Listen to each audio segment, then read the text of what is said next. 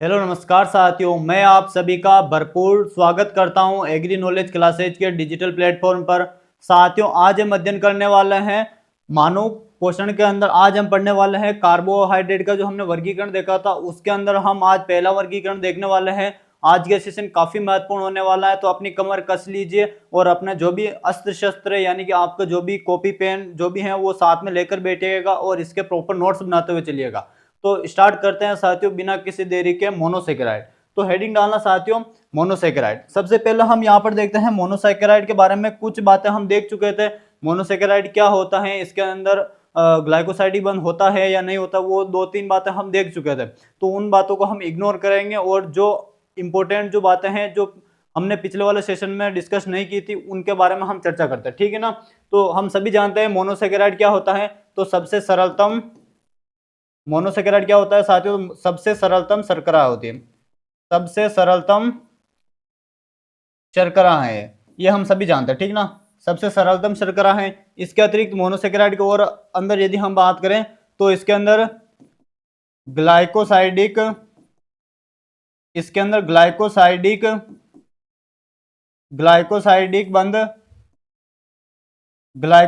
बंध अनुपस्थित होता है। नेक्स्ट वन हम बात करें साथियों, तो मोनोसेकेराइड जो होता है ये ध्यान रखना जल में विलय प्लस स्वाद में मीठी होती है, ये आपको थोड़ा ध्यान रखना, ठीक है ना। स्वाद में कैसी होती है साथियों, ये मीठी होती है, ये भी आपको थोड़ा ध्यान रखना, ठीक है। नंबर अगला हम बात करें तो मोनोसेकेराइड जितने भी होते हैं सारे मोनोसेकेराइड किसके उदाहरण, सारे किसके उदाहरण हैं, तो ये ध्यान रखना किस शर्करा के उदाहरण है, रिड्यूसिंग शुगर के उदाहरण है, ठीक है ना, ये ध्यान रखना। सारे रिड्यूसिंग शुगर है मोनोसेकेराइड, ये आपको ध्यान रखना, ठीक है ना। नेक्स्ट वन यहां पर मैं बात करूं साथियों, तो ध्यान रखना इनका और अधिक जल अपघटन नहीं हो सकता, और अधिक जल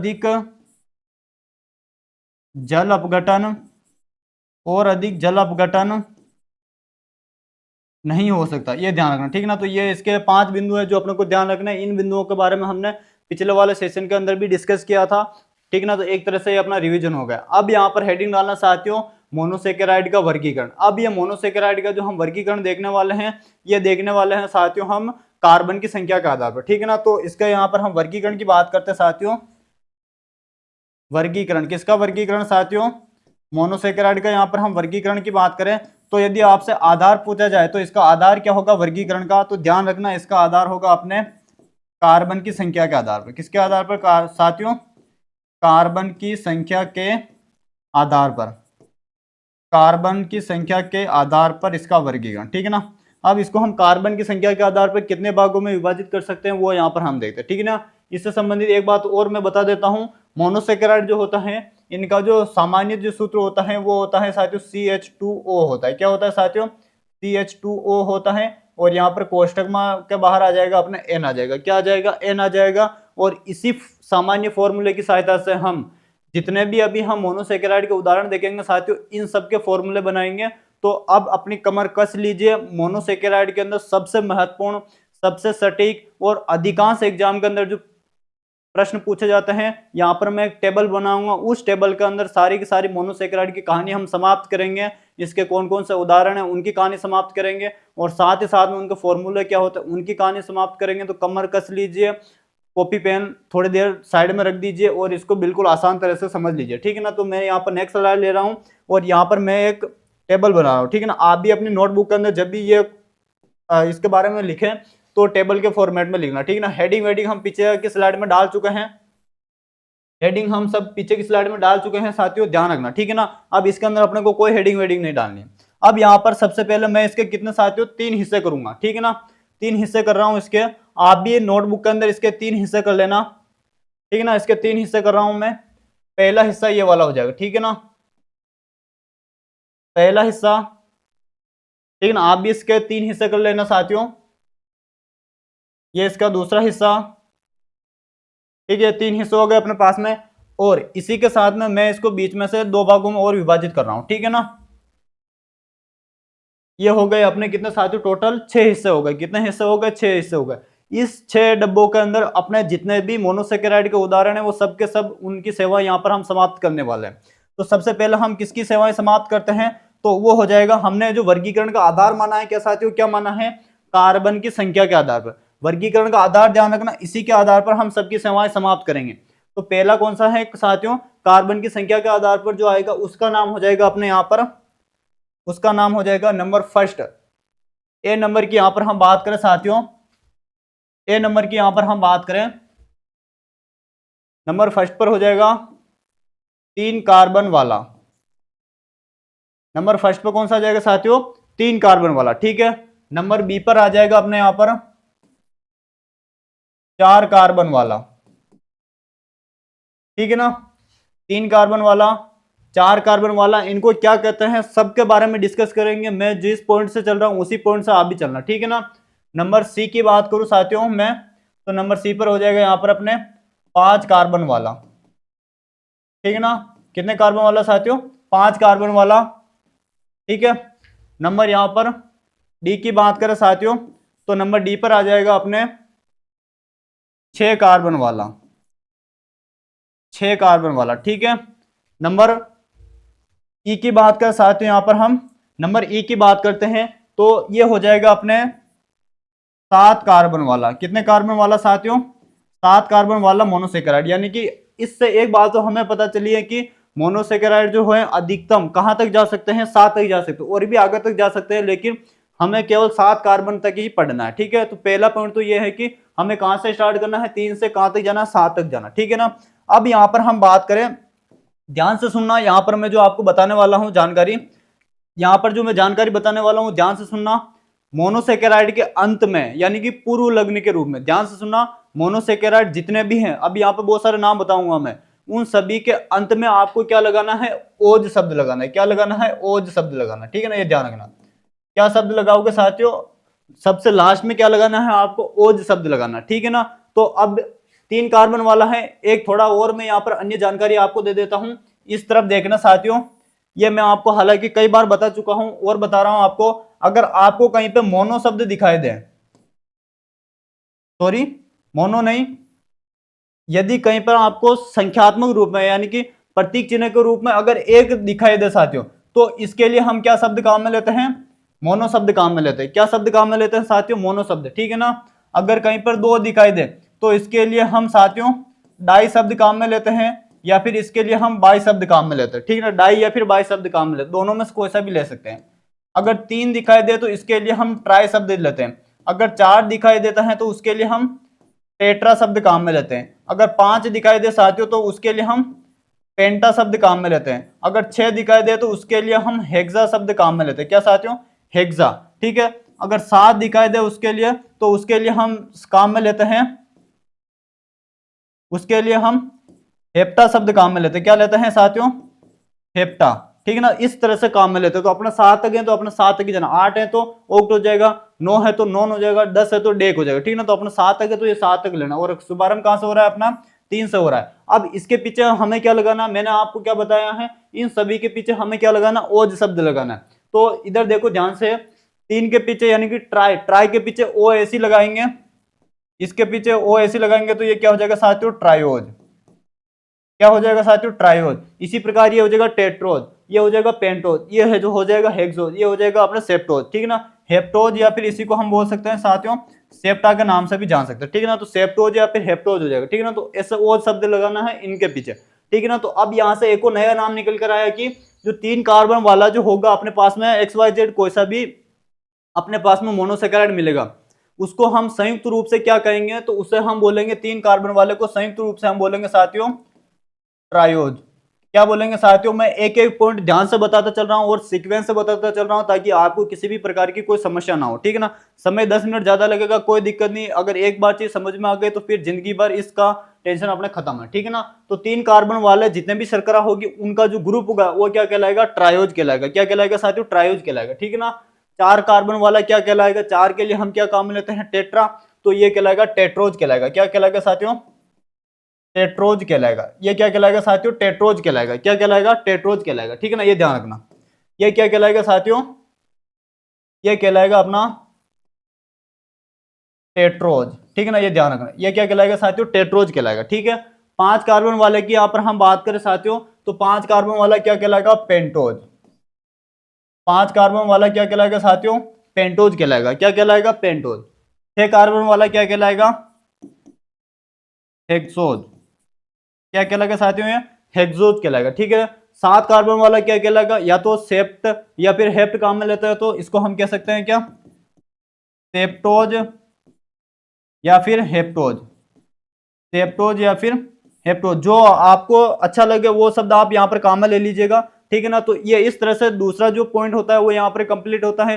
3 कार्बन वाले को ट्रायोज, 4 कार्बन वाले को टेट्रोज, 5 को पेंटोज, 6 को हेक्सोज, 7 को यहाँ पर हम हेप्टोज या फिर सेप्टोज, दोनों में से कह सकते हैं। ठीक है ना, अब यहाँ पर ध्यान से सुनना। अब हम इनका फॉर्मूला बनाते हैं। अब हम इनका क्या बनाते हैं? सभी का फॉर्मूला।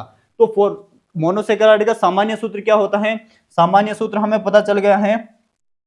इसको अपने ये ऊपर वाले को मैं मिटा देता हूं क्योंकि इनकी अपने जरूरत नहीं है। ठीक है ना, इसका फॉर्मूला मैं ऊपर समझा रहा हूं, थोड़ा इधर देखना साथियों। सामान्य सूत्र क्या है इसका? CH2O है। ठीक है ना, और कोष्टक में क्या है? N है। और N का मान मैंने आपको इससे पिछली क्लास में आपको बताया था। N का जो मान होता है वो 1 से लेकर कहां तक हो सकता है साथियों? अनंत तक हो सकता है। कहां तक हो सकता है? अनंत तक हो सकता है। अब यहां पर हम n का मान कौन सा लेंगे? तो n का मान आपके सामने ये लिखा हुआ है 3 4 5 6 7। ठीक है ना, ये लिखे हुए हैं जो सबके सब n के मान है। ठीक है ना, अब हमें निकालना है ट्रायोज का फॉर्मूला। तो हम क्या करेंगे? इस सूत्र के अंदर ये मान रखेंगे। तो मान क्या आ जाएगा? CH2O और ये आ जाएगा 3। CH2O3 आ जाएगा। अब 3 कोष्टक के बाहर है, यानी ये तो इतना सा तो आपको मैथमेटिक्स आती होगी कि कोई भी चीज अगर कोष्टक के बाहर दे रखी है और उसका यदि हमें अंदर गुणा करना है, तो जो कोष्टक के जो बाहर जो संख्या दे रखी होती है उसका गुणा अंदर के अंदर कोष्टक में जितनी भी संख्याएं होती हैं या फिर जो भी वैल्यू होता है उससे गुणा होता है। तो इन 3 का जो गुणा है वो इन सभी से होगा, यानी कि कार्बन से भी गुणा होगा 3 का। तो ये क्या बना लेगा? C3 बना लेगा। हाइड्रोजन 2 है तो 2 का गुणा 3 से होगा तो कितने हो जाएंगे? 6, यानी कि हाइड्रोजन कितने हो जाएंगे साथियों? 6। और ऑक्सीजन कितना हो जाएगा? 3। ऑक्सीजन कितना हो जाएगा? 3। तो ये जो फॉर्मूला निकल कर आया ना, ये किसका फॉर्मूला हो जाएगा साथियों? ट्रायोज का। किसका हो जाएगा? ट्रायोज का। सेम पैटर्न सभी के अंदर अपनाना है और सभी का फॉर्मूला निकल कर आ जाएगा। रटना नहीं है फॉर्मूले को। इस फॉर्मूले कॉन्सेप्ट से याद करोगे तो चीजें लंबे समय तक याद रहेगी। ठीक है ना, तो अब यहाँ पर हम इन सब का फॉर्मूला निकालते हैं।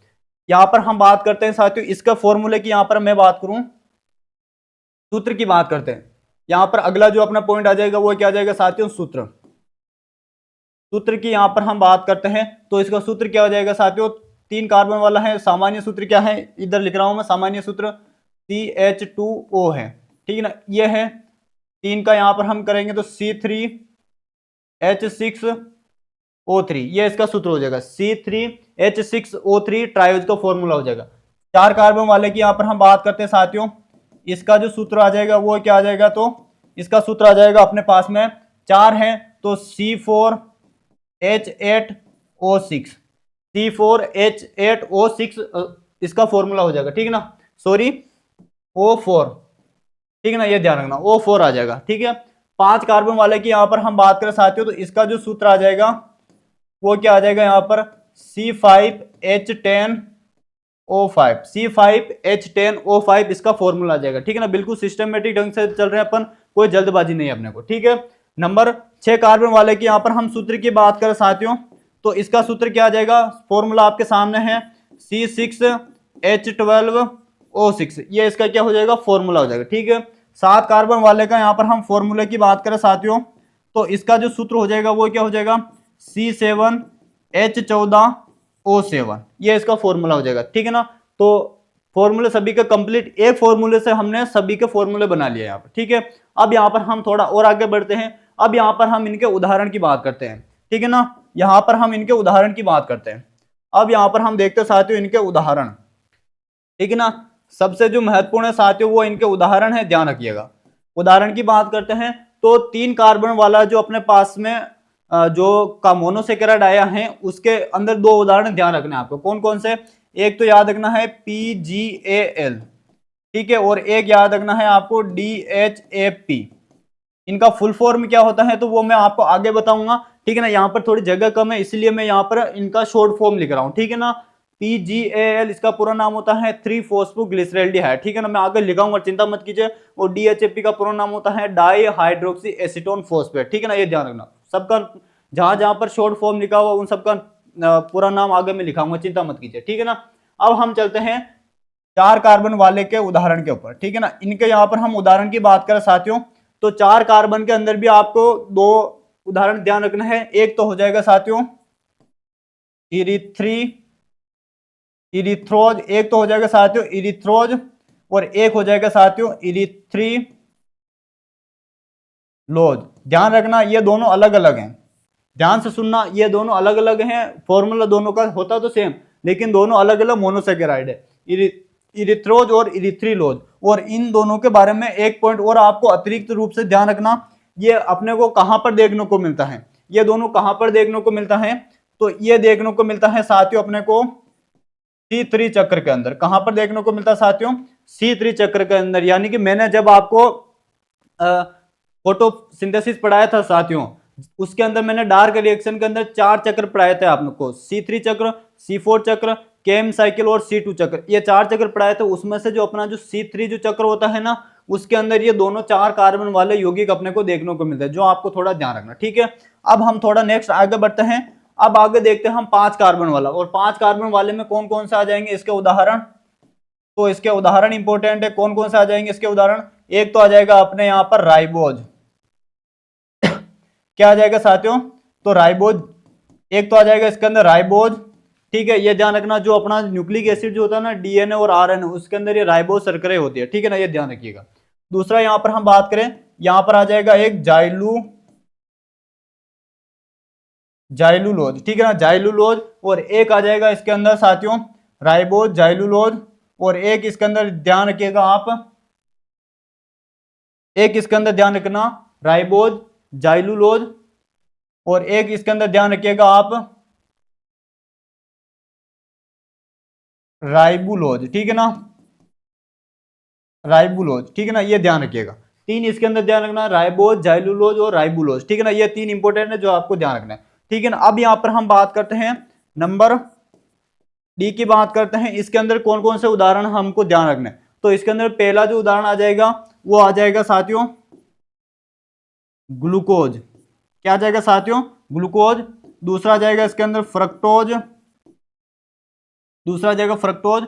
तीसरा आ जाएगा इसके अंदर गैलेक्टोज, ठीक है ना। ये तीनों जो होते हैं ये अपने 6 कार्बन वाले होते हैं, ठीक है ना, ये ध्यान रखना, तीनों इंपॉर्टेंट है। अक्सर एग्जाम के अंदर ये प्रश्न पूछे जाते हैं कि ग्लूकोज फ्रक्टोज ये किस प्रकार की शर्करा के उदाहरण है, तो हेक्सोज शर्करा का उदाहरण है। और मुख्य रूप से ये किस में आते हैं अपने, ये आते हैं अपने मोनोसेकेराइड के अंदर, जो आपको ध्यान रखना, ठीक है। 7 कार्बन वाले की यहाँ पर हम उदाहरण की बात करें साथियों, तो 7 कार्बन वाले में आपको ध्यान रखना है उदाहरण में, इसका सबसे इंपॉर्टेंट जो हो जाएगा वो हो जाएगा सूडो हेप्टिलोज। इसका उदाहरण क्या हो जाएगा साथियों, सूडो हेप्टिलोज, ठीक है ना, ये 7 कार्बन वाला होता है। और इसके अंदर भी ध्यान रखना, ये जो होता है अपना सूडो हेप्टिलोज, ये भी कहां पर देखने को मिलता है साथियों, तो C3 चक्र के अंदर देखने को मिलता है। कहां पर, C3 चक्र में देखने को मिलता है, ये ध्यान रखना, ठीक है ना। तो C3 चक्र के अंदर अपने को एक तो 4 कार्बन वाला, और एक अपने को देखने को मिलता है यहाँ पर 7 कार्बन वाला। और ये जो दोनों आपको दिखाई दे रहे हैं ना साथियों, 3 कार्बन वाले, 3 कार्बन वाले जो ये दोनों जो यौगिक दिखाई दे रहे हैं ना, ये कहां पर देखने को मिलते हैं, तो मैंने आपको जब प्लांट रेस्पिरेशन के अंदर 4 चरण पढ़ाए थे, ग्लाइकोलाइसिस, लिंक अभिक्रिया, क्रेब्स साइकिल और ETS, ये चारों पढ़ाया था, तब मैंने उसमें आपको एक चक्र पढ़ाया था ग्लाइकोलाइसिस साइकिल। उसके अंदर मैंने आपको याद कीजिए, ग्लाइकोलाइसिस की 5वीं जो अभिक्रिया होती है, जो 5वां जो चरण होता है, उसके अंदर अपने पास में एल्डोलेज एंजाइम की उपस्थिति में जो कार्बनिक जो यौगिक होता है वो किसमें बदलता है, PGAL और DHAP में बदलता है, ये ध्यान रखना। तो ये किसके यौगिक हैं, ग्लाइकोलाइसिस के, ठीक है ना। ये किसके यौगिक है साथियों, ग्लाइकोलाइसिस के ये यौगिक है। और ग्लाइकोलाइसिस के भी कौन से चरण के हैं, तो 5वें चरण के, जो आपको थोड़ा ध्यान रखना, ठीक है ना, किस चरण के हैं ये, 5वें चरण के, ये आपको थोड़ा ध्यान रखना, ठीक है ना। तो उम्मीद है आप सभी को अच्छे से समझ में आ गया होगा। ये जितने भी उदाहरण लिखे हैं ये सब के सब नोट डालकर, ये जो खाली जो बॉक्स बचा हुआ है ना, ये नोट डालने के लिए है, ठीक है ना, ये ध्यान रखना। ये सारे के सारे टोटल कितने उदाहरण हो जाएंगे, 1 2 3 4 5 6 7 8 9 10 और 11, टोटल 11 यहाँ पर जो अपने मोनोसेकेराइड हैं इनके बारे में नोट डाल कर लिख रहा हूं। ध्यान रखना ये सारे ये सारे ये सारे रिड्यूसिंग शुगर हैं, ये सारे रिड्यूसिंग शुगर हैं, ठीक है ना। अगर आपको एग्जाम के अंदर मोनोसेकेराइड पूछ लिया जाए तो वहां मोनोसेकेराइड टिक कर दोगे, लेकिन मैंने आपको कल भी बोला था और आज फिर बोल रहा हूं, एग्जाम के अंदर मोनोसेकेराइड कम पूछा जाता है और उसके उदाहरण ज्यादा पूछे जाते हैं। तो ये सब उदाहरण आपको ध्यान रखने हैं और इनमें से हर एक जो उदाहरण है वो अपने रिड्यूसिंग शुगर का उदाहरण है, यानी कि ये सब के सब जो है वो बेंडिक्ट या फिर जो अपने पास में फेलिंग जो टेस्ट होता है वो ये सब के द्वारा प्रदर्शित किया जाएगा, जो आपको ध्यान रखना, ठीक है ना। उम्मीद है ये सारी की सारी जानकारी आपको अच्छे से समझ में आ गई होगी, ठीक है ना। अब यहाँ पर हम इन दो के फॉर्मूले की बात कर लेते हैं, तो मैं अगली स्लाइड में इनके फॉर्मूले लिख रहा हूं, ठीक है ना। पहला जो फॉर्मूला हो जाएगा साथियों वो किसका हो जाएगा साथियों, अपने DHAP, सॉरी फॉर्मूला ने इसका पूरा नाम की यहाँ पर हम बात करें तो इसका पूरा नाम हो जाएगा साथियों डी से हो जाएगा यहाँ पर अपने di hydroxy acetone phosphate, dihydroxy acetone phosphate इसका पूरा नाम होता है, ये भी कई बार एग्जाम में पूछा जाता है, ठीक है। और दूसरा जो नाम हो जाएगा वो हो जाएगा PGAL, क्या हो जाएगा साथियों, PGL का जो पूरा नाम हो जाएगा वो हो जाएगा यहाँ पर अपने 3-फॉस्फो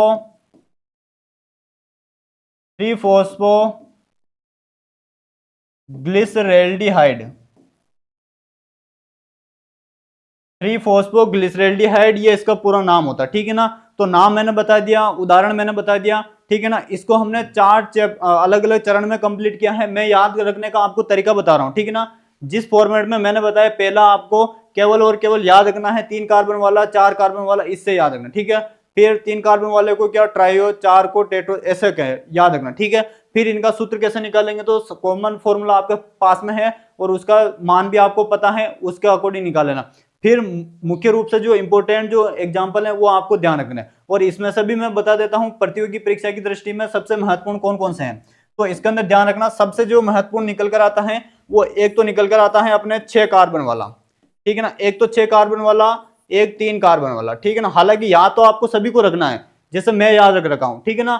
एक तो 6 कार्बन वाला इंपॉर्टेंट है और एक अपने 3 कार्बन वाला है, ठीक है ना। और ये एक नोट इंपॉर्टेंट है जो आपको थोड़ा ध्यान रखना, ठीक है ना।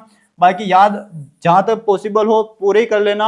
बार बार आप एक एग्जाम में, तो है नहीं कि आप एक एग्जाम देकर बैठ जाओगे घर पे, ऐसा तो कोई व्यक्ति करता है नहीं। अगर आप करो तो वो आपकी मर्जी, बाकी ऐसे पढ़ना है इनको कि भविष्य में आप किसी भी प्रतियोगी परीक्षा की तैयारी करोगे तो उसके अंदर मानव आहार या फिर मानव पोषण से निश्चित रूप से 2 से 3 प्रश्न आते हैं, ये ध्यान रखिएगा, ठीक है ना। अब यहाँ पर हम नेक्स्ट वन देखते हैं। अब इसके अंदर हम यूनिवर्सल कुछ ऐसे मोनोसेकेराइड के बारे में चर्चा करने वाले हैं जिनका संबंध अपने दैनिक जीवन में जो भी हम भोजन ग्रहण करते हैं उनके अंदर वो उपस्थित होता है। और वो कौन कौन से हैं अपने पास में, ग्लूकोज है, फ्रक्टोज है और गैलेक्टोज है। जैसे यहाँ पर मैं बात करता हूँ, शाम को हमको भूख लगी, हमने खिचड़ी खाई चावल की, उस खिचड़ी के अंदर क्या उपस्थित है, स्टार्च उपस्थित है, लेकिन स्टार्च अल्टीमेटली किसमें ब्रेक डाउन होगा, ग्लूकोज के अंदर ब्रेक डाउन होगा। इसी प्रकार हमने सुबह सुबह उठकर दूध पिया है, सबकी आदत होती है सुबह उठकर हम दूध पीते हैं, तो दूध के अंदर कौन सी शर्करा होती है, तो लैक्टोज होती है, और लैक्टोज जो शर्करा होती है उसके अंदर गैलेक्टोज पाया जाता है और उसी के अंदर ग्लूकोज पाया जाता है। और हमें बाहर भूख लगी और हम बाहर कहीं घूमने चले गए और वहां पर हमें फल खाने की इच्छा हुई, और हम फल लेकर, केला लेकर खा लिया हमने, हमने से एप्पल लेकर खा लिया, बहुत सारे फल लेकर खा लिया हमने, तो उस फल के अंदर फ्रक्टोज उपस्थित होगा। तो इन का जो संबंध है अपने जीवन के अंदर वो बहुत ही अधिक है, और इनके बारे में हमें कुछ ऐसी बातें ध्यान रखनी है जो प्रतियोगी परीक्षाओं की दृष्टि से काफी ज्यादा महत्वपूर्ण है, उनके बारे में हम चर्चा करते हैं, ठीक है ना। तो ये जो अपने पास में अगली जो स्लाइड है ये इस खाली जगह के अंदर हम चर्चा करने वाले हैं। तो सेम वही पैटर्न है अपना, यहाँ पर मैं एक टेबल बना रहा हूं, उस टेबल के अंदर अपन इनका निपटारा करेंगे, ठीक है ना। तो ये हो जाएगी एक अपनी टेबल, ठीक है। इसके हम 3 हिस्से करेंगे, ठीक है ना। इसके हम 3 हिस्से कर लेते हैं। पहला हिस्सा ग्लूकोज का, दूसरा हिस्सा यहाँ पर अपने फ्रक्टोज का, और तीसरा हिस्सा यहाँ पर अपने गैलेक्टोज का, ठीक है ना, ये ध्यान रखना। अब यहाँ पर मैं सबसे पहले इनका नामकरण कर देता हूं साथियों। सबसे पहले इनका हम नामकरण कर देते हैं, ठीक है ना। यहां पर हम इनके नामकरण की बात करें तो पहला कौन सा आ जाएगा साथियों, पहला आ जाएगा साथियों ग्लूकोज। क्या आ जाएगा, ग्लूकोज, ठीक है। दूसरा आ जाएगा यहां पर अपने फ्रक्टोज। दूसरा क्या आ जाएगा साथियों, फ्रक्टोज, ठीक है। थर्ड वन यहां पर मैं बात करूं तो थर्ड वन आ जाएगा गैलेक्टोज। क्या आ जाएगा साथियों, थर्ड वन आ जाएगा गैलेक्टोज। सभी का सूत्र सेम है, इसका भी फॉर्मूला C6H12O6 है, इसका भी यही है C6H12O6 है, ठीक है, ध्यान रखना। गैलेक्टोज का भी फॉर्मूला यही है C6H12O6, ठीक है ना, सभी का फॉर्मूला यही है, इसमें कंफ्यूज मत होना। अब यहां पर हम सबसे पहले बात करते हैं साथियों, ग्लूकोज जो होता है इसके उपनाम क्या क्या है, इसके उपनाम, इसको और हम किस नाम से जानते हैं, तो ध्यान से सुनना। ग्लूकोज जो होता है इसी को हम बोलते हैं साथियों, ग्लूकोज जो होता है इसी को हम बोलते हैं साथियों, इसी को हम ग्रेप शुगर के नाम से जानते हैं। किस नाम से साथियों, इसी को हम ग्रेप शुगर के नाम से जानते हैं, ठीक है। इसके अतिरिक्त और यदि मैं बात करूं साथियों तो ग्लूकोज को ही हम बोलते हैं ब्लड शुगर। क्या कहते हैं साथियों, ब्लड शुगर के नाम से हम ग्लूकोज को जानते हैं, ठीक है। ग्लूकोज को ही हम ग्रेप शुगर के नाम से जानते हैं, ग्लूकोज को ही हम ब्लड शुगर के नाम से जानते हैं, ये ध्यान रखिएगा, ठीक है ना। और नेक्स्ट वन यहां पर मैं बात करूं, ये दो नाम इसके इंपोर्टेंट है, ठीक है ना। एक और नाम लिख लीजिए, इसी को हम बोलते हैं ड्रेक्सट्रोज शुगर, ठीक है ना। ड्रेक्सट्रोज शुगर के नाम से भी इसी ग्लूकोज को हम जानते हैं, ये थोड़ा ध्यान रखिएगा। नेक्स्ट वन यहां पर मैं बात करूं साथियों, ग्लूकोज जो होता है यह एक, अगर आपसे पूछे प्रकाश संश्लेषण का पहला स्थायी उत्पाद क्या है, प्रकाश संश्लेषण का उत्पाद, प्रकाश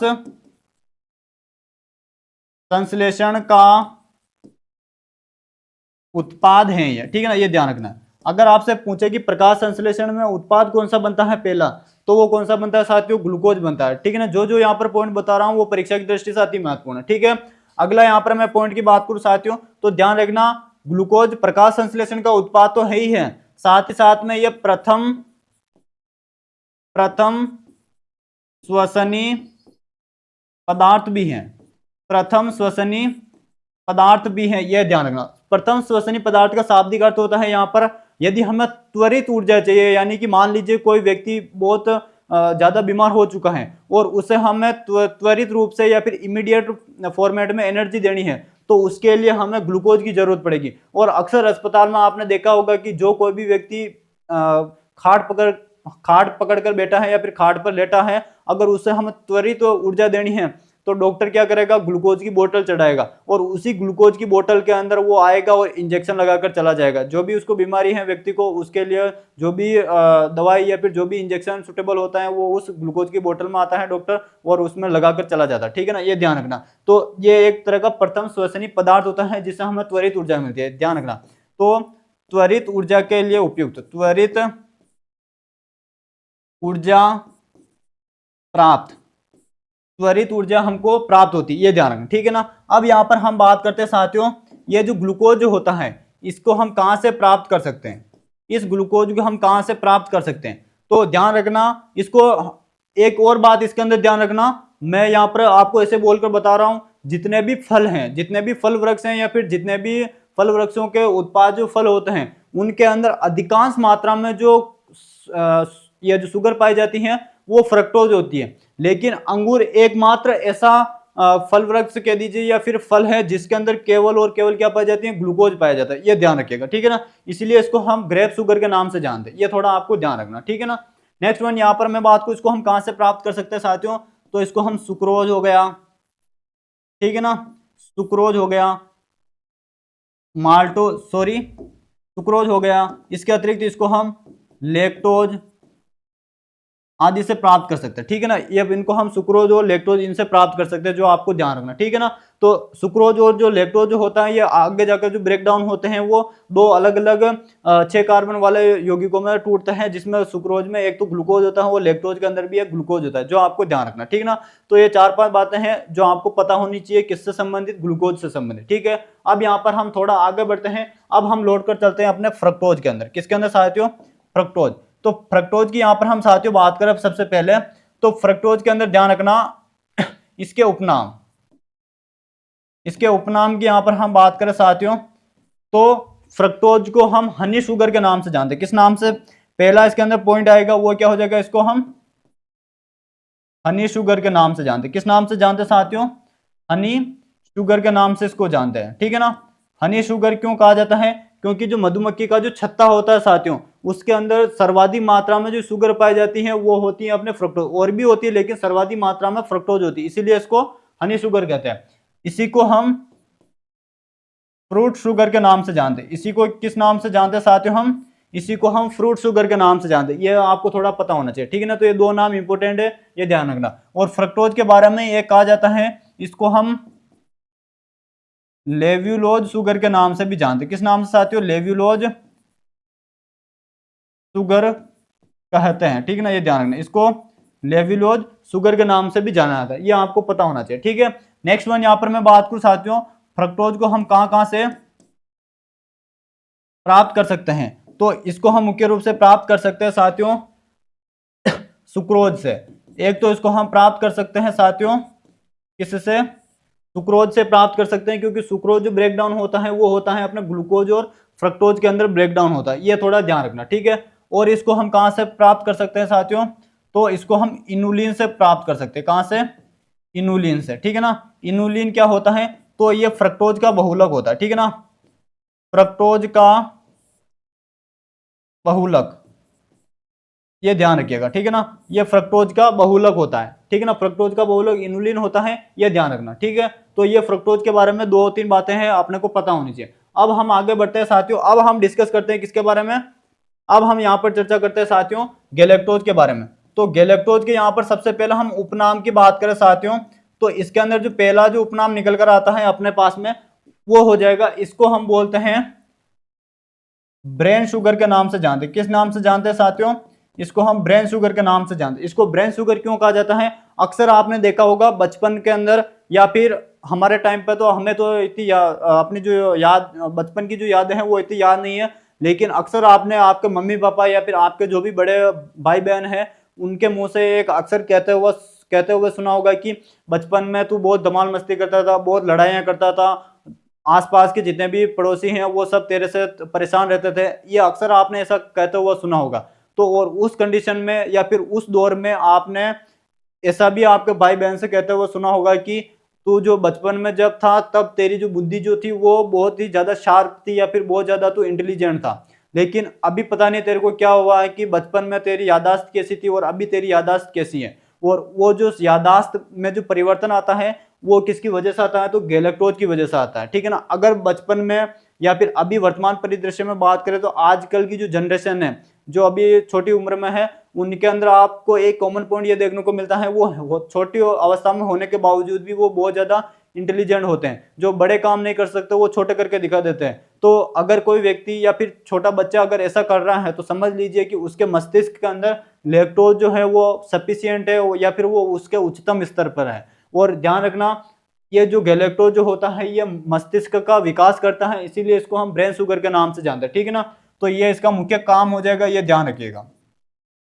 गैलेक्टोज जो होता है ये क्या करता है? मस्तिष्क का विकास करता है, मस्तिष्क का विकास, ठीक है ना, ये ध्यान रखना है। अब इसको हम कहां से प्राप्त कर सकते हैं? तो इसके प्राप्ति का जो स्रोत हो जाएगा वो हो जाएगा अपने पास में दुग्ध, ठीक है ना। इसको हम दुग्ध से प्राप्त कर सकते हैं, ये ध्यान रखना। और ये दुग्ध किस किस का हो सकता है? तो माता का दूध, ठीक है ना, ये ध्यान रखना। और साथ साथ में मवेशियों का, ठीक है ना, इनसे हम ये प्राप्त कर सकते हैं। ठीक है ना। मवेशियों का जो दूध होता है यानी कि गाय भैंस हो गया, उनके दूध में भी गैलेक्टोज होता है, और अपने जो माताजी होती हैं उनके दूध में भी क्या होता है, अपने गैलेक्टोज उपस्थित होता है। तो ये कुछ बातें आपको ध्यान रखनी है किससे संबंधित, ग्लूकोज, फ्रक्टोज और गैलेक्टोज, और इनमें से भी सबसे जो महत्वपूर्ण है अपने पास में ग्लूकोज और फ्रक्टोज है, ये आपको ध्यान रखना, ठीक है ना। अब यहाँ पर हम थोड़ा और आगे बढ़ते हैं। अब इससे ग्लूकोज से संबंधित दो टर्म आते हैं, ये ध्यान रखना, ठीक है ना। ग्लूकोज से संबंधित दो टर्म आते हैं, उनके बारे में हम यहाँ पर डिस्कस करते हैं, ठीक है ना। पहला यहाँ पर जो टर्म आता है, अभी हमने देखा पिछली स्लाइड में, ग्लूकोज जो होता है इसका दूसरा नाम क्या होता है, तो इसको हम बोलते हैं ब्लड शुगर के नाम से भी जानते हैं। ये मैंने आपको लिखाया है, ध्यान से देखिए यहाँ पर, इसको हम बोलते हैं ब्लड शुगर के नाम से जानते हैं। अब जैसे ही इसको हम ब्लड शुगर कह रहे हैं, तो यानी कि एक बात तो तय है कि ये रक्त के अंदर उपस्थित होगा, और रक्त में जब ये उपस्थित होता है तो इसकी अधिक मात्रा हो जाती है, यानी कि अगर ग्लूकोज की मात्रा रक्त में अधिक हो जाती है तो उसकी वजह से एक बीमारी होती है, और उस बीमारी को हम बोलते हैं डायबिटीज, ठीक है ना, ये ध्यान रखना। तो प्रश्न आता है, रक्त में ग्लूकोज अधिक है, रक्त में ग्लूकोज अधिक है, तो इसके दौरान क्या हो जाता है, तो डायबिटीज हो जाता है। क्या हो जाता है, डायबिटीज हो जाता है, डायबिटीज होता है, ये ध्यान रखना, जिसको हम हिंदी के अंदर मधुमेह के नाम से जानते हैं। अक्सर आपने देखा होगा कि घरों के अंदर या फिर अपने फैमिली के अंदर बहुत सारे ऐसे सदस्य होते हैं जो लगभग 50 से 60 साल वाले जो उम्र वाले जो व्यक्ति होते हैं, या फिर बुजुर्ग जो महिलाएं या पुरुष जो होते हैं, उनमें यह ज्यादातर बीमारी देखने को मिलती है, ठीक है ना, ये ध्यान रखिएगा। अब इसके अंदर होता क्या है, तो डायबिटीज हो जाती है, जिसमें डॉक्टर आपको मीठे खाने के लिए कम बोलता है कि आप जितना ज्यादा हो सके वो मीठे से दूर रहिए, यानी कि मिठाइयाँ कम खाइए, या फिर चाय कॉफी जो भी है वो कम पिए, या फिर गुड़ शक्कर जो भी है उनसे दूरी बनाकर रखिए, ताकि आपके जो डायबिटीज का जो लेवल है वो बढ़े ना, ठीक है ना। अब इसको नियंत्रित कौन करता है, तो इसको नियंत्रित करने वाला जो होता है वो कौन का होता है, तो इसको नियंत्रित करने के लिए हमारे शरीर के अंदर एक हार्मोन होता है, ठीक है ना। इसको नियंत्रित करने के लिए हमारे शरीर के अंदर एक हार्मोन होता है, और उस हार्मोन का नाम है साथियों इंसुलिन हार्मोन, ठीक है ना, ये ध्यान रखना, इंसुलिन हार्मोन। जब मैं आपको मानव शरीर के अंदर जो ग्रंथियां जो होती हैं उनके अंदर पढ़ाऊंगा, आपको दो तरह की ग्रंथियां होती हैं, एक तो होती है अंतःस्रावी ग्रंथि और एक होती है बहिःस्रावी ग्रंथि, और एक ग्रंथि ऐसी होती है जो इन दोनों के बीच की आती है, और उसे हम बोलते हैं मिश्रित ग्रंथि, और उसका नाम है पेनक्रियाज। और पेनक्रियाज के अंदर एक कोशिका होती है, और उस कोशिका से ही इस इंसुलिन हार्मोन का निर्माण होता है। तो इंसुलिन हार्मोन जो होता है वो क्या करता है, रक्त में उपस्थित जो ग्लूकोज जो होता है उसको नियंत्रित करने का काम करता है। अब ये नियंत्रित कर रहा है, जिससे क्या होगा, अपने डायबिटीज नहीं होगी। अब यहाँ पर एक टर्म और निकल कर आता है, अगर ये नियंत्रित कर रहा है तो नियंत्रित कब होगा, जब ग्लूकोज का किसी न किसी के अंदर रूपांतरण होगा।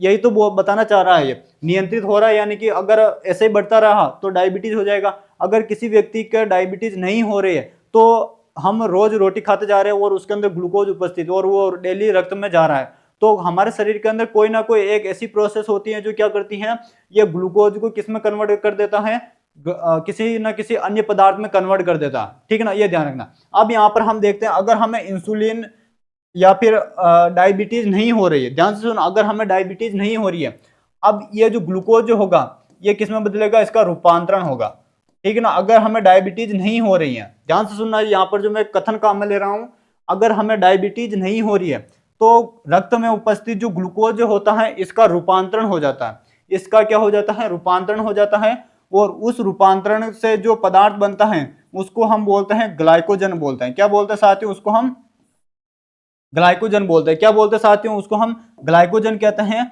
और ये जो ग्लाइकोजन जो होता है ये कहां पर जमा रहता है, तो ध्यान रखना, ग्लाइकोजन जो होता है ये यकृत में जमा रहता है, ठीक है ना, यकृत में जमा रहता है, यकृत में जमा रहता है, ठीक है ना, यकृत में जमा रहता है, ये ध्यान रखना। अब यहाँ पर एक प्रश्न और निकल कर आता है कि ये जो ग्लूकोज से ग्लाइकोजन का रूपांतरण हुआ है, इस पूरी प्रोसेस को हम किस नाम से जानते हैं, तो इस रूपांतरण की जो प्रोसेस होती है इसको हम बोलते हैं ग्लाइको, इस पूरी प्रोसेस को हम बोलते हैं ग्लाइकोजिनोसिस, ग्लाइकोजिनेसिस, ठीक है ना, ये ध्यान रखना। इस पूरी प्रोसेस को क्या बोलते हैं साथियों, ग्लाइकोजिनेसिस के नाम से जानते हैं, ये इंपॉर्टेंट है। अक्सर ये टर्म एग्जाम के अंदर पूछा जाता है कि ग्लाइकोजिनेसिस के अंदर क्या होता है, तो ग्लूकोज जो होता है किसमें कन्वर्ट हो जाता है साथियों, ग्लाइकोजन में कन्वर्ट हो जाता है। और ग्लाइकोजन जो होता है ये हमारे शरीर के अंदर कहां पर रहता है, तो ये कहां पर रहता है साथियों, यकृत में जमा रहता है, ठीक है ना। ये एक तरह से कह दीजिए ग्लाइकोजन जो है एक तरह से वसा के रूप में काम करता है, और ये किस में जमा हो जाता है, यकृत में वसा के रूप में जमा हो जाता है, ध्यान रखिएगा, ठीक है ना।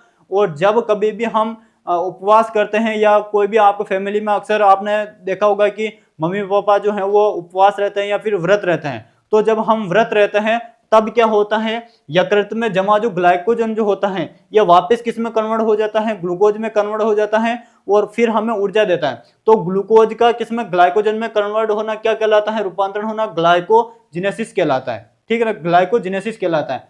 अब वापिस ये जो ग्लाइकोजन जो है, वापिस ये जो ग्लाइकोजन है इसका रूपांतरण होगा किसके अंदर, इसका रूपांतरण होगा किसके अंदर साथियों, ग्लूकोज के अंदर बदलेगा। ये किस में बदलेगा साथियों, ग्लूकोज में बदलेगा, ठीक है ना, ग्लूकोज में बदलेगा। अब इस प्रोसेस को क्या कहते हैं, पहली प्रोसेस तो हमने देखी है कि पहली जो प्रोसेस थी वो क्या थी, ग्लाइकोजेनेसिस, जिसके अंदर रक्त में उपस्थित ग्लूकोज ग्लाइकोजन में बदलता है, उसे हम बोलते हैं ग्लाइकोजेनेसिस। अब वापिस ग्लाइकोजन किस में बदल रहा है, ग्लूकोज के अंदर बदल रहा है, तो इस प्रोसेस को हम बोलते हैं साथियों ग्लाइकोजिनोलाइसिस, ग्लाइकोजिनोलाइसिस के नाम से जानते हैं। ये इंपॉर्टेंट पॉइंट है, ठीक है ना, जो आपको थोड़ा पता होना चाहिए। ग्लाइकोजन का ग्लूकोज में बदलने की जो क्रिया होती है उस क्रिया को हम ग्लाइकोजिनोलाइसिस के नाम से जानते हैं। और ध्यान रखिएगा, जिस किसी भी शब्द के पीछे अगर आपको लाइसिस शब्द मिल रहा है, जिस किसी शब्द के पीछे लाइसिस शब्द मिल रहा है, तो उस केस में समझ जाएगा कि उस अभिक्रिया का या उस पदार्थ का अपघटन हो रहा है। और जिस किसी शब्द के पीछे आपको सिस शब्द दिखाई दे, ठीक है ना, जैसे सिंथेसिस, फोटोसिंथेसिस, अगर ऐसे शब्द दिखाई दे तो उस केस में समझ जाइएगा कि वहां पर कोई ना कोई जो पदार्थ है वो नए पदार्थ में बदल रहा है, ठीक है ना, ये ध्यान रखना, यानी कि निर्माण की प्रोसेस हो रही है, ये ध्यान रखना। तो ये दोनों टर्म प्रतियोगी परीक्षा की दृष्टि से काफी ज्यादा महत्वपूर्ण है। तो इस स्लाइड के अंदर है छोटी सी स्लाइड, लेकिन इसके अंदर 5 प्रश्न बनेंगे। पहला क्या, रक्त में अगर ग्लूकोज अधिक मात्रा में हो जाता है तब कौन सी बीमारी होती है, डायबिटीज, या फिर इसी को हम मधुमेह के नाम से जानते हैं, ठीक है ना। मधुमेह या फिर डायबिटीज को नियंत्रित कौन करता है, तो इंसुलिन हार्मोन करता है। और इंसुलिन हार्मोन जो होता है इसका स्त्राव कहां पर होता है, तो ये ध्यान रखना, ये होता है अपने पेनक्रियाज, एक कोशिका होती है, सॉरी पेनक्रियाज ग्रंथि द्वारा, ठीक है ना, इसका जो स्त्राव होता है वो पेनक्रियाज ग्रंथि द्वारा होता है, ठीक है ना, ये ध्यान रखना, पेनक्रियाज ग्रंथि द्वारा होता है, ठीक है, ध्यान रखना है आपको। और अगर नियंत्रित अवस्था में है अपने शरीर के अंदर ग्लूकोज, यानी कि उसका रूपांतरण हो रहा है, किसमें हो रहा है, ग्लाइकोजन में हो रहा है। और ग्लाइकोजन जो होता है वो रूपांतरित किस जगह पर होता है शरीर का, तो यकृत में होता है, ठीक है, ये ध्यान रखना। इस प्रोसेस को ग्लाइकोजेनेसिस कहते हैं। ग्लाइकोजन का वापस ग्लूकोज में बदलने की जो क्रिया होती है ग्लाइकोजिनोलाइसिस के नाम से जानते हैं, ठीक है ना। और इसीलिए इस ग्लाइकोजन को क्या कहा जाता है, जंतु स्टार्च कहा जाता है, ये ध्यान रखना, ठीक है ना। इसी का दूसरा नाम होता है जंतु स्टार्च, और ये एक तरह का पॉलीसेकेराइड है। हालांकि मैं पॉलीसेकेराइड के अंदर आपको वहां पर विस्तार से वो चीज समझा दूंगा, ठीक है ना। तो ये पूरा का पूरा जो होता है अपना मोनोसेकेराइड होता है वो यहाँ पर समाप्त होता है। अब यहाँ पर इससे संबंधित, मोनोसेकेराइड से संबंधित 2 टर्म और आते हैं, उनके बारे में हम देखते हैं, ठीक है ना। यहाँ पर मैं बता रहा हूं दोनों टर्म आपको, ठीक है ना। एक शब्द तो आता है कीटोज, एक शब्द तो आता है साथियों कौन सा, कीटोज, ठीक है। और एक शब्द आता है यहां पर एल्डोज, एक शब्द तो आता है साथियों कीटोज और एक शब्द आता है एल्डोज। अब इनकी क्या कहानी वो सुनिए। जब मैंने आपको कार्बोहाइड्रेट की परिभाषा बताई थी तब वहां पर मैंने आपको स्पष्ट रूप से बताया था कि कार्बोहाइड्रेट वे कार्बनिक यौगिक होते हैं जिनका जल अपघटन होने पर कीटोन व एल्डिहाइड समूह प्राप्त होते हैं, और उसे हम कार्बोहाइड्रेट के नाम से जानते हैं। तो ऐसे कौन कौन से कार्बोहाइड्रेट के उदाहरण हैं जिनके अंदर कीटोज यानी कि कीटोन समूह देखने को मिलता है, और एल्डोज यानी कि एल्डिहाइड समूह देखने को मिलता है। तो कीटोज के यहाँ पर हमें उदाहरण ध्यान रखना है। एक तो हो जाएगा DHAP, DHAP, फ्रक्टोज, फ्रक्टोज, ठीक है, इरिथ्रिलोज, राइबुलोज,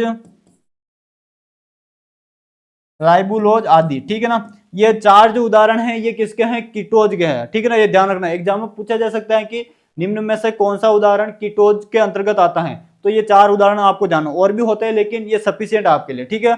एल्डोज की बात करूं तो एल्डोज में आ जाएगा एक तो PGAL, ठीक है, इसके अतिरिक्त आ जाएगा ग्लूकोज, ठीक है, इसके अतिरिक्त आ जाएगा यहां पर अपने गैलेक्टोज, गैलेक्टोज, ठीक है ना। ये 3 उदाहरण इसके अंदर आपको ध्यान रखना, ठीक है ना। और एक इसके अंदर लिख लेना राइबोज, एक इसके अंदर लिख लेना साथियों राइबोज, ठीक है ना। तो ये जो 4 जो उदाहरण हैं ये अपने किसके हैं, एल्डोज ग्रुप के हैं, जो आपको ध्यान रखना, ठीक है ना। तो ये प्रतियोगी परीक्षा की दृष्टि से इंपॉर्टेंट है, जो आपको थोड़ा पता होना चाहिए, ठीक है ना। अब नेक्स्ट स्लाइड में हम यहाँ पर चर्चा करते हैं साथियों 3 प्रश्न इंपॉर्टेंट है, उनके बारे में हम चर्चा करते हैं। पहला जो प्रश्न आता है साथियों वो क्या हो जाएगा, मैं यहां पर बात कर रहा हूं ओवरऑल पृथ्वी की बात कर रहा हूं, ठीक है ना। यहां पर मैं ओवरऑल पृथ्वी की बात कर रहा हूं, ठीक है ना। प्रश्न को ध्यान से सुनना, पृथ्वी पर सर्वाधिक मीठी प्राकृतिक शुगर कौन सी है। पहला प्रश्न तो यह है, ठीक है, इसका जवाब देना है। दूसरा प्रश्न हो जाएगा,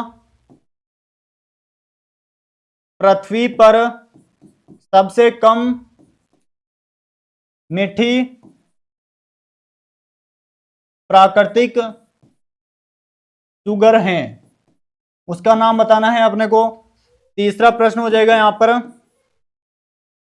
सबसे सबसे मीठी कृत्रिम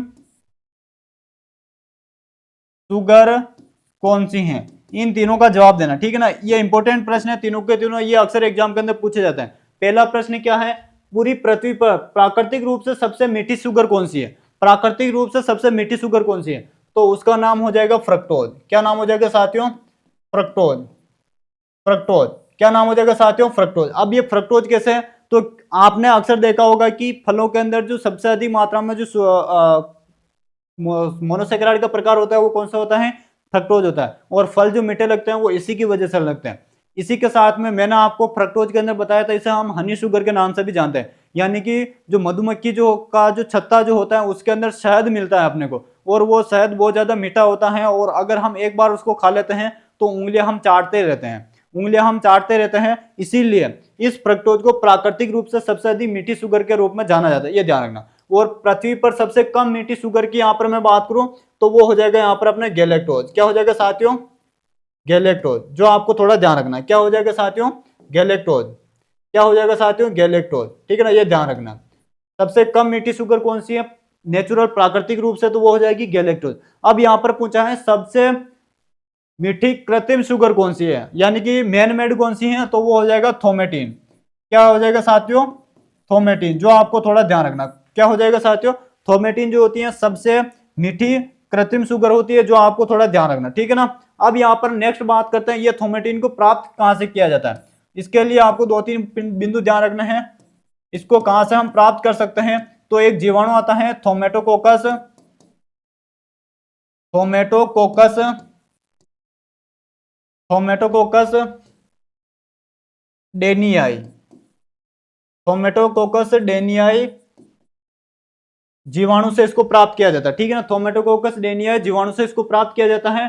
और ये मीठी कितनी होती है, इसकी यदि मैं मीठापन की बात करता हूं साथियों, तो अपन जो एक चम्मच जो शुगर लेते हैं ना, जो छोटी सी जो चम्मच आती है वो जो चम्मच लेते हैं ना, उससे लगभग यह 1600 गुना मीठी होती है, 1600 गुना मीठी, ठीक है ना, ये ध्यान रखना। जो अपने पास में एक चम्मच जो होती है, जो अपन चम्मच भर के दूध के अंदर डालते हैं, उसके तुलना में ये लगभग 1600 गुना अधिक मीठी होती है, ये ध्यान रखिएगा। यानी कि एक तरह से ये कह दीजिए कि हम 10 किलो शुगर ले रहे हैं, यानी कि शक्कर ले रहे हैं जो रसोई के अंदर होती है वो वाली, और इसकी हम 2 बूंद ले रहे हैं, इसकी हम केवल और केवल 2 बूंद ले रही हैं, तो भी वो और ये दोनों बराबर काम करेगी, इतना ये समझ लीजिए, ठीक है ना। तो सबसे मीठा कृत्रिम शुगर कौन सा हो जाएगा, तो वो हो जाएगा थोमेटिन। अब यहाँ पर 2 शब्द और निकल कर आता है, प्राकृतिक मधुरक। प्राकृतिक मधुरक कौन कौन से होते हैं, और एक आता है इसके अंदर कृत्रिम मधुरक, प्राकृतिक मधुरक और कृत्रिम मधुरक। तो प्राकृतिक मधुरक की बात करें तो ये जो भी आपके सामने, यानी कि वे सभी चीजें जो नेचुरली या फिर प्राकृतिक रूप से मीठी होती हैं वो सब के सब प्राकृतिक मधुरक के अंदर आते हैं। जैसे यहां पर मैं बात करूं, फ्रक्टोज हो गया, फ्रक्टोज हो गया, गैलेक्टोज हो गया, ठीक है, लैक्टोज हो गया, सुक्रोज हो गया, ग्लूकोज हो गया, माल्टोज हो गया। ठीक है, यानी कि वे सभी चीजें या फिर वे सभी कार्बनिक पदार्थ जो प्राकृतिक रूप से मीठेपन का आभास होता है, उन्हें हम प्राकृतिक मधुरक के नाम से जानते हैं। और कृत्रिम मधुरक यानी कि मानव के द्वारा निर्मित ऐसे पदार्थ जिनकी वजह से हमें मीठेपन का आभास होता है। जैसे यहाँ पर पहला आ जाएगा थोमेटिन, ठीक है, थोमेटिन। और एक याद रखना इसके अंदर सेकेरिन, क्या याद रखोगे साथियों, सेकेरिन। और एक याद रखना इसके अंदर मोनेलिन, क्या याद रखोगे साथियों, मोनेलिन। ठीक है ना, ये जो तीन जो होते हैं इनको हम कृत्रिम मधुरक के नाम से जानते हैं, जो आपको थोड़ा पता होना चाहिए। ठीक है ना, तो इसी के साथ में आज का जो अपना जो सेशन होता है वो मोनोसेकेराइड के ऊपर था और वो यहाँ पर समाप्त होता है। मैंने पूरी कंप्लीटली आपको बिल्कुल जीरो से बिल्कुल ऊपर यानी कि अपर लेवल तक बिल्कुल अच्छे से समझाया है और बिल्कुल सिस्टमेटिक ढंग से समझाया है। जो चीज यहाँ पर आपको बताई गई है, अगर वो सारी की सारी चीज आप याद कर ले तो यकीन मान के चलना, आप चाहे छोटे से लेकर कोई सा भी एग्जाम दे दीजिएगा, बड़े से बड़ा एग्जाम दे दीजिएगा, उसमें आपका इससे सारा का सारा काम हो जाएगा। इससे अतिरिक्त आपको और कोई पढ़ने की जरूरत नहीं होगी। हाँ, इतना जरूर मैं कहूंगा, आप इसको पढ़ने के बाद में यानी कि नोट्स को उतारने के बाद में, याद होने के बाद में, आप एक या दो बार एनसीईआरटी की रीडिंग जरूर लगा लेना। क्योंकि एनसीईआरटी के अंदर जब भी आप कोई ना कोई चीज पढ़ोगे उसमें आपको कोई ना कोई नई चीज देखने को मिलेगी। ये एनसीईआरटी की सबसे बड़ी विशेषता है, कितने भी बार पढ़ लीजिए कोई ना कोई नई चीज तो वो हमें निकाल कर दे देगी। ठीक है ना, तो एनसीईआरटी को जरूर पढ़ना है। बाकी जरूर बताइएगा कमेंट बॉक्स में सेशन कैसा लगा है। अगर अच्छा लगा है तो अपने साथियों के साथ में अधिक से अधिक शेयर कीजिएगा और बेल आइकन को जरूर दबा लीजिएगा, ताकि आने वाले जो भी वीडियोज होंगे उनका आपके सामने नोटिफिकेशन जल्दी से जल्दी आप तक पहुंच जाए। मिलेंगे नेक्स्ट सेशन में, तब तक के लिए जय हिंद, जय भारत।